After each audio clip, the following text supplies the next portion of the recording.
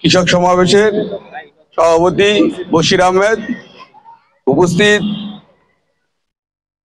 জাতীয়বাদী দল কৃষক দলের কেন্দ্রীয় যুগ্ম সাধারণ সম্পাদক শরীফ ভাই, উপস্থিত নারায়ণগঞ্জ জেলা সিনিয়র যুগ্ম আহ্বায়ক আলম ভাই, উপস্থিত আমাদের কৃষক দলের সুপরিচিত ডাক্তার শাহিন ভাই, নারায়ণগঞ্জ জেলার সাবেক আহ্বায়ক, উপস্থিত ২৫০০ উপজেলা কৃষক দলের আহ্বায়ক আলমগীর হোসেন, উপস্থিত ২৫০০ উপজেলা কৃষক দলের সদস্য সচিব সাইদুল ইসলাম, উপস্থিত ২৫০০ উপজেলা ২৫০০ পৌরসভার সকল বিএনপির অঙ্গ সংগঠন।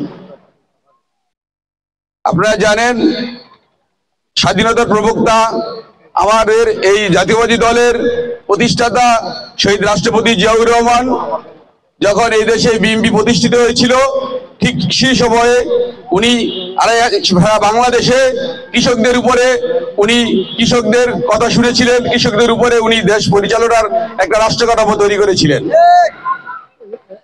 আমাদের প্রিয় শহীদ রাষ্ট্রপতি জিয়াউর রহমান ঠিক সেই সময় কৃষকদের বীজ, কৃষকদের কীটনাশক, কৃষকদের সার কিভাবে তারা বিনামূল্যে পাবে, কৃষকদের ঘরে ঘরে পৌঁছে দিতে পারে, ঠিক সেই সময় উনি এটা চালু করেছিলেন। এরপরে আমাদের মাঝে আমাদের আপসীন নেত্রী দেশনেত্রী বেগম খালেদা জিয়া সেটা বাস্তবায়ন করার জন্য আমাদের কৃষকের মাঝে বীজ, সার আমাদের ঘরে ঘরে বিনামূল্যে পৌঁছে দিয়েছিলেন।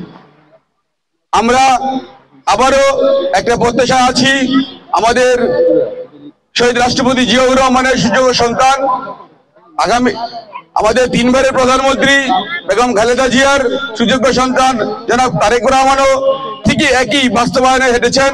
উনিও ৩১ দফা বাস্তবায়নের মধ্যে ২৭ নম্বরে আমাদের এই কৃষকদের নিয়ে আলোচনা করেছেন।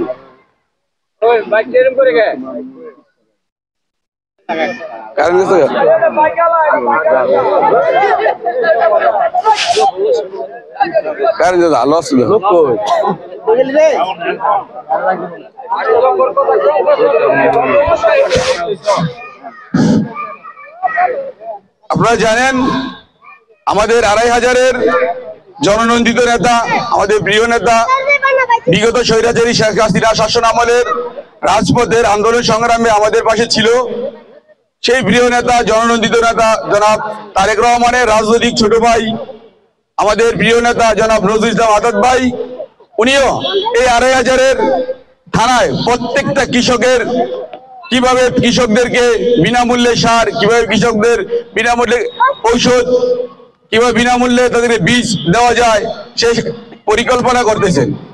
আমরা সে আশায় আছি যে আগামীতে যদি বিএনপি ক্ষমতা আসে, আমার নেতা নজরুল ইসলাম আজাদ সাহেব যদি এমপি হয়, আমরা ঘরে ঘরে প্রত্যেকটা কৃষকের মাঝে আমরা বীজ, সার পৌঁছে দেবো ইনশাআল্লাহ।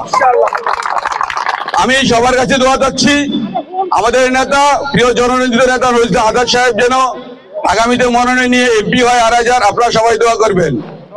এই বলে আমার বক্তব্য শেষ করছি। বাংলাদেশ জাতীয়বাদী দল বিএনপি জিন্দাবাদ, বাংলাদেশ জাতীয়তাবাদী কৃষক দল জিন্দাবাদ, ২৫০০ পৌরসভা কৃষক দল জিন্দাবাদ।